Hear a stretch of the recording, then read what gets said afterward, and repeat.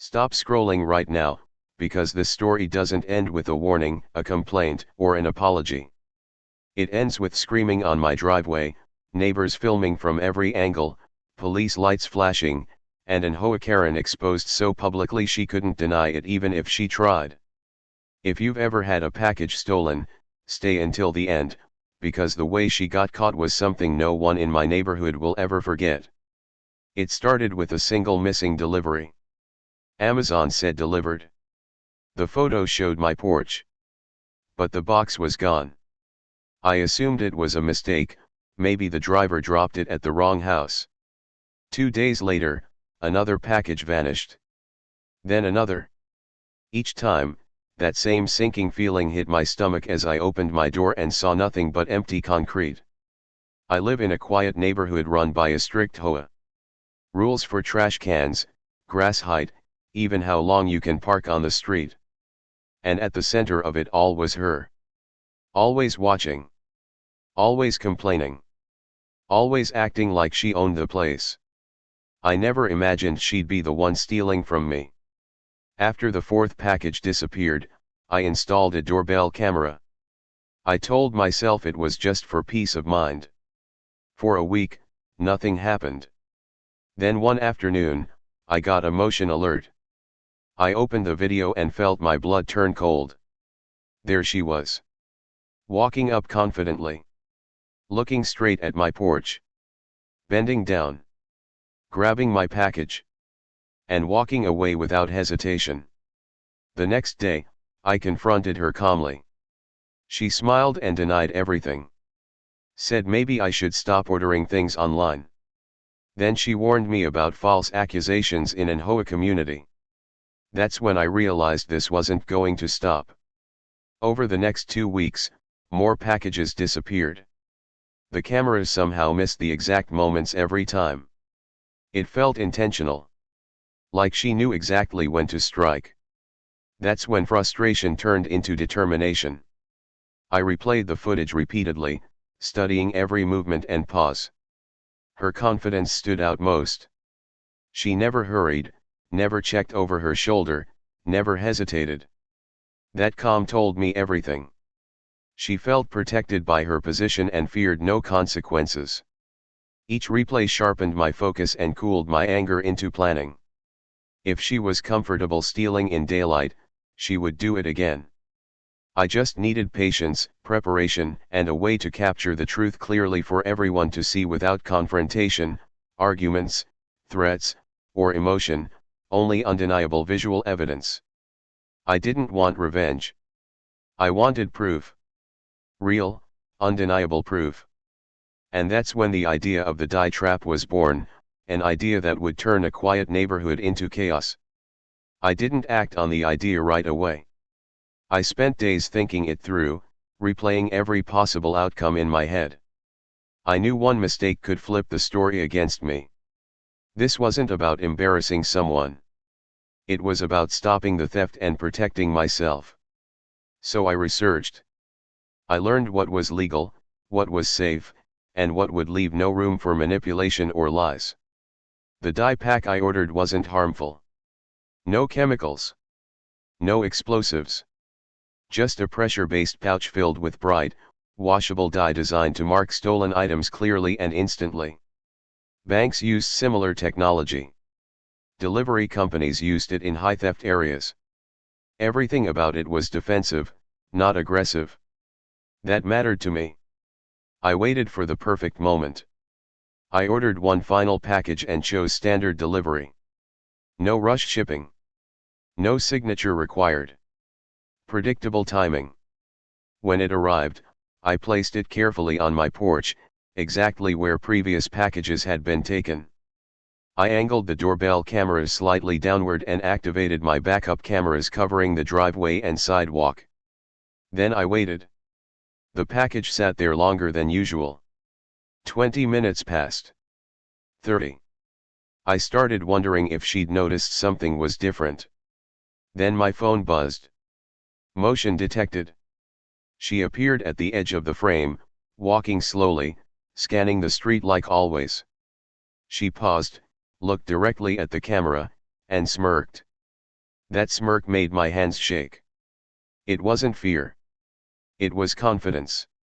The confidence of someone who believed rules were for everyone else. She stepped onto my porch and bent down to grab the box. The moment she lifted it, the dye pack activated. A sharp pop echoed, followed by a splash of red and blue dye exploding across her hands, arms, and shirt. She screamed and dropped the package instantly. The box hit the ground and rolled, leaking color across my porch like spilled paint. She stumbled backward, staring at her hands in disbelief. The dye spread fast, soaking into her sleeves and dripping onto the concrete. She tried wiping it off on her pants, only making it worse. Then she looked around and realized something far more terrifying. People were watching. A neighbor across the street had stepped outside. Another door opened down the block. Phones were coming out. The quiet street suddenly felt crowded. She panicked and ran, leaving a trail of dye behind her as she rushed toward her house. I stepped outside seconds later, heart pounding, but calm. I didn't yell. I didn't chase. I simply looked down at the ruined package, then at the cameras still recording. I knew, in that moment, everything had changed. Within minutes, the street no longer felt like my quiet neighborhood. It felt like a scene. People stood on sidewalks, whispering, pointing, replaying videos on their phones. Someone asked what happened. Someone else laughed nervously. Red and blue dye streaked across my porch, the driveway, and the sidewalk like evidence that refused to stay hidden. I hadn't planned to say anything yet, but the situation forced my hand. I calmly told the nearest neighbors the truth. My packages had been disappearing for weeks. I had footage. I set a legal trap to catch the thief. The reactions shifted instantly. Confusion turned into understanding. Understanding turned into anger, just not at me. That's when she came back. She stormed down the street, still covered in dye, face twisted with rage and panic. Her white shirt was ruined, her hands stained bright red like a permanent confession. She started yelling that I had attacked her, that I'd set her up, that this was illegal. Her voice cracked as she spoke, bouncing between fury and fear. I didn't argue. I didn't raise my voice. I simply pointed at the cameras. She demanded I delete the footage. I refused. She threatened HOA fines, legal action, and consequences. A neighbor stepped forward and said, "We all saw her take the package." Another neighbor admitted they'd lost packages too. Then another spoke up. Suddenly, it wasn't just my problem anymore. Someone called the police. When the officers arrived, the crowd parted. One officer spoke to her first. She told a messy story that changed every time she spoke. First, she said she thought the package was hers. Then she claimed she was holding it for safekeeping. Finally, she said she was trying to protect the neighborhood from theft. None of it explained the dye on her hands. The officer turned to me and asked to see the footage. I pulled up the videos. Every angle. Every second. Her walk onto the porch. Her hesitation. The moment she lifted the box. The explosion of dye. The panic. The run. The officer watched silently, rewound it, and watched again. Then he looked at her hands, still stained bright red and blue. He asked her one question: "Do you have permission to take packages from this property?" She didn't answer. That silence changed everything. The officer explained that removing packages without permission was theft, regardless of intent. He asked if I wanted to press charges. I took a breath and said I wanted a report filed and the evidence documented. No shouting. No drama. Just facts. She started crying. Loud, dramatic sobs. But the damage was done. Proof doesn't care about tears. And the neighborhood would never look at her the same again. The police didn't arrest her that day, but they didn't leave things unresolved either. A formal incident report was filed, the footage was saved, and statements were taken from multiple neighbors. What started as my problem had officially become a neighborhood issue, and everyone could feel the shift immediately. The power dynamic she relied on was gone. She stood there as the officers explained the consequences if it happened again. Theft charges. HOA review. Possible civil complaints. Each word landed heavier than the last. The dye on her clothes had dried, locking the evidence in place. No changing outfits, no pretending it didn't happen. She looked smaller somehow, like the confidence that carried her for years had finally collapsed. After the police left, the crowd slowly dispersed. People whispered apologies for not speaking up sooner. A few thanked me quietly. Others just shook their heads, stunned. I cleaned the porch that evening, scrubbing dye from the concrete under the glow of my porch light. The stains faded, but not completely. A faint shadow remained, like a reminder carved into the ground. The next morning, something unexpected happened. My doorbell rang. It was a neighbor I barely knew. He held a notebook and asked if I'd be willing to share my footage. His packages had gone missing too. So had his sisters, and the family 2 houses down. By noon, I had messages from 5 different people. Patterns emerged quickly. Same timing. Same days. Same confident walk.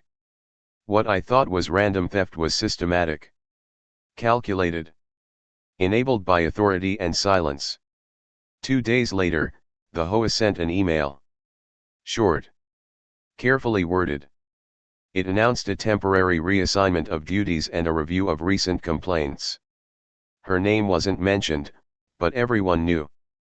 The woman who once handed out fines now avoided eye contact at the mailbox. She never came to my house again. She never confronted me. Instead, she watched from a distance, arms crossed, jaw tight, like someone waiting for the world to reset. But it didn't. The cameras stayed up. The neighbors stayed alert. And the theft stopped completely. That's when I realized the dye trap didn't just expose her.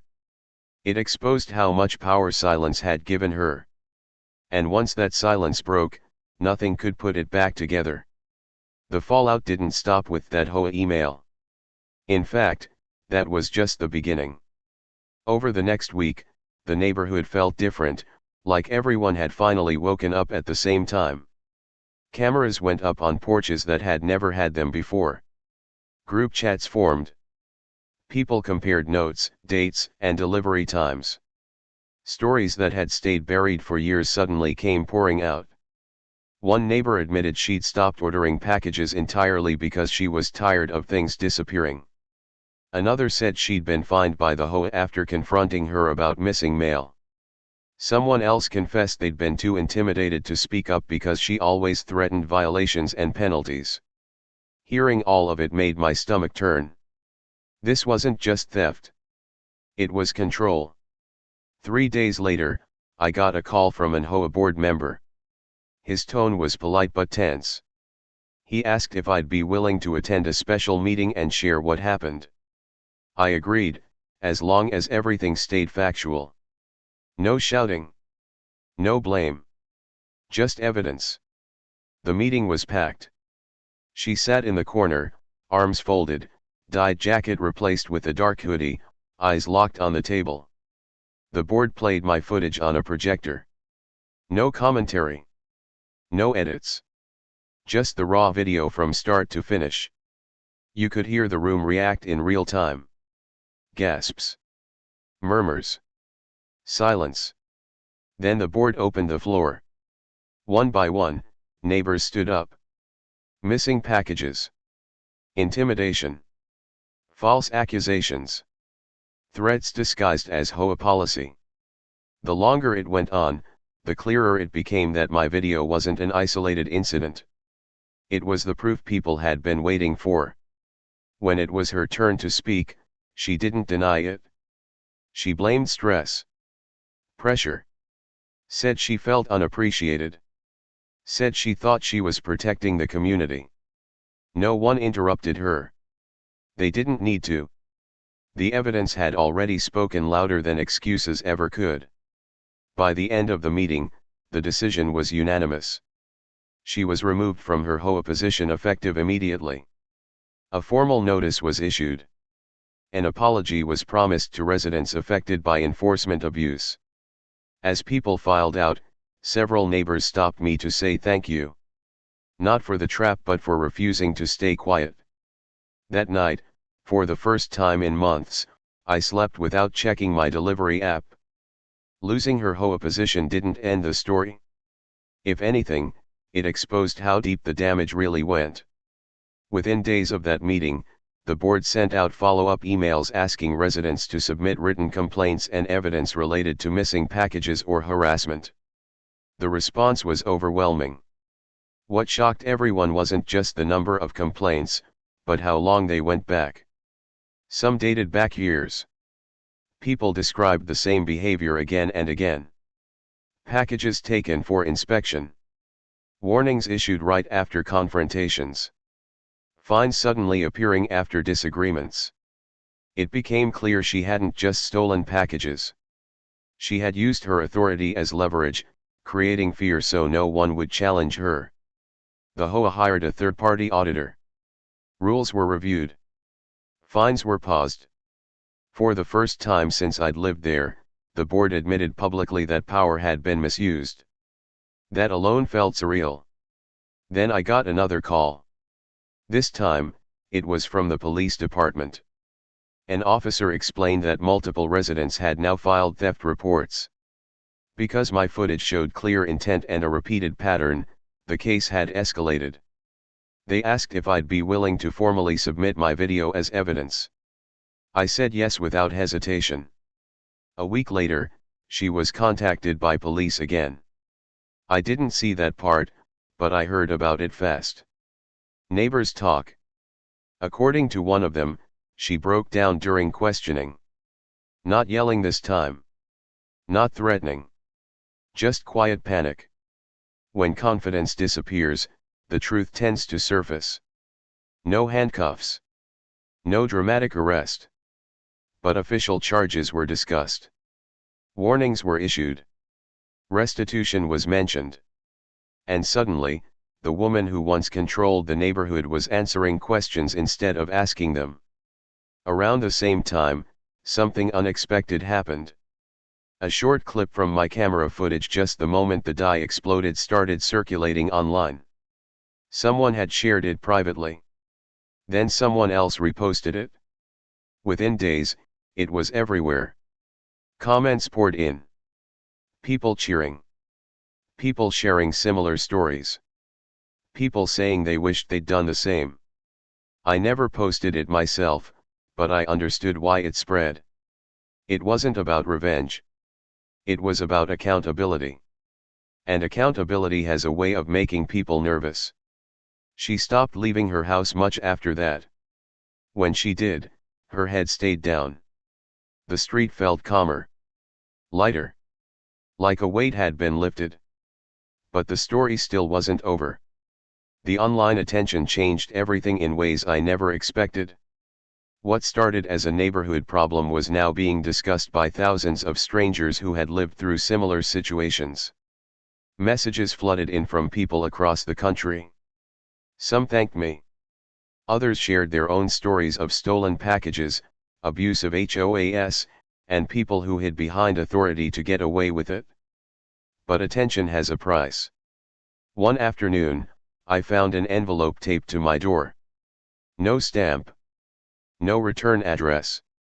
Inside was a handwritten note accusing me of ruining someone's life, of humiliating an innocent person, of going too far. It didn't mention her name, but it didn't need to. The message was clear. Someone was angry. I reported it immediately and added another camera angle that same day. A week later, the HOA held another meeting. This time, it wasn't about her. It was about reform. New rules were introduced. Package handling was explicitly banned. Oversight procedures were added. Board members were required to rotate roles regularly. Transparency became the new priority, not control. The change felt real. Then came the update everyone had been quietly waiting for. Through a neighbor who worked in legal administration, word spread that she had agreed to restitution. Multiple residents would be reimbursed for missing items. Charges would remain on record, but jail time was avoided. It wasn't dramatic justice, but it was accountability. And sometimes, that's more powerful. I saw her one last time a few weeks later. She was loading boxes into a moving truck. No dyed clothes. No clipboard. No confidence. Just silence. Our eyes met briefly. She looked away first. As the truck pulled off, something inside me finally relaxed. Not because I'd won, but because it was over. The fear, the frustration, the helplessness, it all faded with the sound of that engine. My packages still arrive now. They sit on the porch sometimes for hours. No one touches them. The cameras still record, but they feel unnecessary now. Like insurance you hope you'll never need again. What stayed with me most wasn't the trap or the exposure. It was the reminder that bad behavior thrives in quiet places. It grows when people feel alone. And it collapses when the truth is shared. I didn't plan to change anything beyond my own porch. But one decision, one moment of proof, shifted an entire neighborhood. And it made me wonder how many other stories were still waiting for someone to speak up. Even after she moved out, the story kept unfolding in quiet, unexpected ways. It wasn't dramatic anymore. No police lights. No shouting. Just consequences settling into place like dust after a storm. And sometimes, that's when the reality of what happened really hits. The HOA reforms went into effect the following month. New board members were elected. Meetings were recorded and shared. Fines required written proof and multiple approvals. The same systems she once used to intimidate people were now designed to protect them. Watching that transformation felt surreal, like seeing a place heal after a long sickness. Neighbors who barely spoke before now greeted each other. People lingered outside longer. Trust, once broken, slowly rebuilt itself. And strangely enough, that small sense of community felt like the biggest victory of all.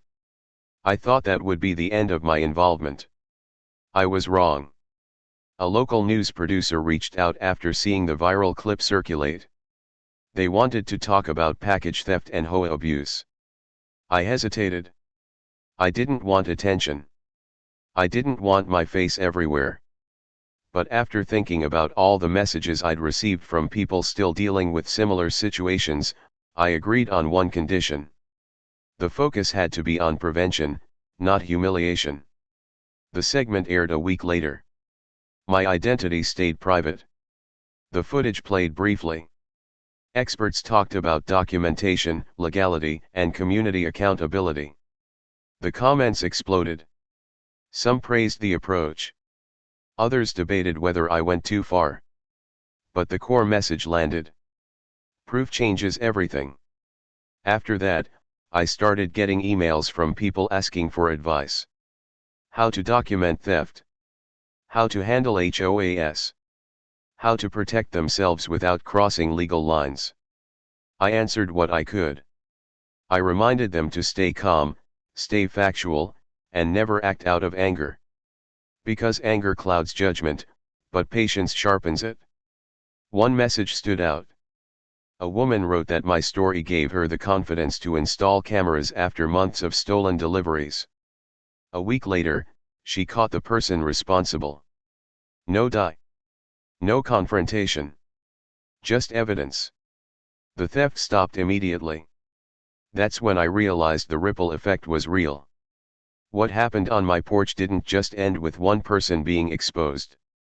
It showed others that they weren't powerless. That rules apply to everyone.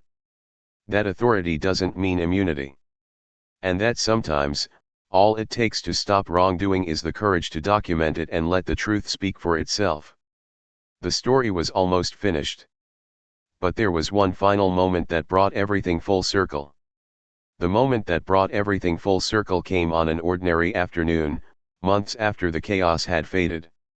A delivery truck stopped in front of my house, dropped a package on the porch, snapped the photo, and drove away. I didn't rush to the door. I didn't check my phone. I just let it sit there, untouched, in plain sight. When I finally stepped outside an hour later, the box was exactly where it should be. That simple fact hit harder than all the drama that came before. No fear. No tension. No wondering who might be watching. Just a package doing what packages are supposed to do: arrive and wait. I realized then how much stress I'd been carrying without noticing. The constant checking. The suspicion. The feeling that someone could take from me without consequence. It was gone. And in its place was something better than relief. It was confidence. Not the loud kind. The quiet kind that comes from knowing you can protect yourself without becoming the villain in your own story. Neighbors still mention the incident sometimes. New residents hear about it secondhand, almost like a local legend. The die trap story. I usually just smile and change the subject. The details don't matter as much anymore. What matters is what changed because of it. The HOA is quieter now. Fairer. Complaints are handled carefully. Cameras are normalized. Transparency is expected. The rules didn't disappear, they just stopped being weapons. Looking back, I'm glad I didn't explode in anger when my packages first went missing. I'm glad I didn't start a shouting match or a public accusation without proof. Because emotions fade. Evidence doesn't. If you're watching this and dealing with something similar: stolen packages, abuse of authority, someone hiding behind a title, remember this: you don't need to out them. You don't need to embarrass them. You just need the truth, clearly documented, and the patience to let it speak. The die trap wasn't about revenge. It was a mirror. And when she looked into it, she didn't like what she saw. Every community has rules. Every community has people who test them. The difference is whether anyone is willing to stand still long enough to catch the truth on camera. Mine did. And once it was seen, it couldn't be unseen. That's how it ended. Not with shouting or sirens, but with accountability, quiet streets, and packages left untouched on a porch. Sometimes, that's the strongest ending of all.